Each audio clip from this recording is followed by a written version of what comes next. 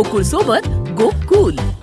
देवेंद्र फडणवीस सगळ्यांचा वापर करून फेकून देतात अशी टीका मनोज जरांगे पाटील यांनी केली आहे. पाहूयात. हैदराबादचं गॅजेट घेतल्याशिवाय आम्ही मागं हटत नाही हे स्पष्ट ठरलंय. सगळ्या सोयरीची अंमलबजावणी मराठा आणि कुणबी एक याचा याच्यावरती जाहीरपणानं आज विषय झाले की घेतल्याशिवाय मागे फिरायचं नाही. सातारा संस्थांचं गॅजेट आहे, बॉम्बे गव्हर्नमेंटचं हे केसेस सगळ्या मागे घेतल्याशिवाय मराठा आरक्षणासाठी बलिदान केलेल्या कुटुंबाच्या नोकऱ्याचा निधीचा प्रश्न जाणून बुजून देवेंद्र फडणवीसने अडकून ठेवला. निधी सापडलेला असूनही देवेंद्र फडणवीस देऊ देत नाही. जाणून बुजून ऍडमिशन हुकून गेल्याच्या नंतर द्यायला लावतात किंवा मग नोकर भरती असेल तर नोकर भरती झाल्याच्या नंतर द्यायला लावतात. ही जी त्यांची पद्धत आहे ही बंद झाली पाहिजे. शिंदे साहेबांच्या समितीला मुदत वाढ मिळाली पाहिजे 1 वर्षाची.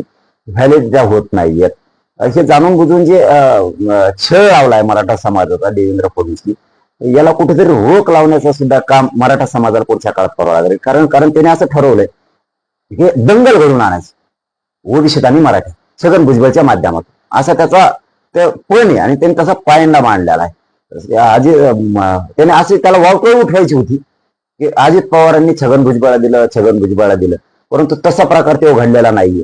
कारण त्याला काय एकदा काम झालं की वापरून फेकून देणारा माणूस म्हणलं तर राज्यात कोणतं ते देवेंद्र फडणवीस. त्याला गरज होती तर शिंदे साहेबाला जवळ घेतलं. आता शिंदे साहेबाची गरज संपली, आता अजित पवारांना दादांना जवळ घेतलं.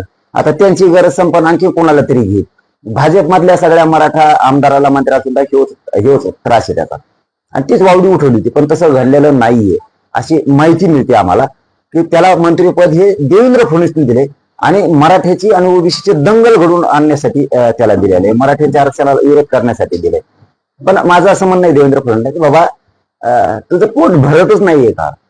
आमच्या लेकी बाळीवर सुद्धा सोडल्या नाही, तू त्यांच्यावर सुद्धा हल्ला केला. आमच्या महिलांवरती तो हल्ला केला, तू सोडलं नाहीये. लाखो मराठ्यांच्या पोरांवरती तो हल्ला केला, तो पोट भरलं नाही का? आणखी लाखो मराठ्यांच्या पोरांवरती केसेस पण केल्या तू. संतोष भाई देशमुखांच्या प्रकारातले सगळे शहर तू पण सोडून दिले. तुझं पोट भरत नाही का? तुझं पोट भरत नाही का? का मराठ्यांवरतीच अन्याय? आमच्या लेकीबाईचं कुंकू पुसलंय. मराठा आरक्षणासाठी ज्यांनी बलिदान दिलं त्या माय मावल्या आज लेकरं छोटे छोटे तर आता एवढे लेकरं घेऊन सांभाळतात. त्यांच्यावर सुद्धा तो अन्याय करतो. त्यांचं नोकरी देत नाहीये, त्यांचा निधी ठरलेला देत नाहीये. हे बघ देवेंद्र फडणवीस आपलं कसं असतं, सरळ असतं ना. तुम्हाला फडणवीस साहेब जाहीरपणानं सांगतो, मोका देतोय, सुधरा बरं का.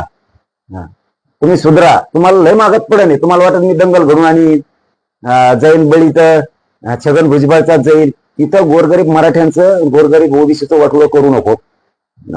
तुला हे जड जाईल. सुधर. आमच्या आरक्षणात विरोध करायला छगन भुजबळला सांगू नको. कारण आता सगळ्यांचे डोळे उघडणारे सर. आमचे दिवसभरातले सर्व अपडेट्स, ताज्या घडामोडी आणि थेट लाईव्ह पाहण्यासाठी सबस्क्राईब करा, लाईक करा कोकणचं नंबर 1 महा चॅनल कोकण 7 लाईव्हचं YouTube चॅनल.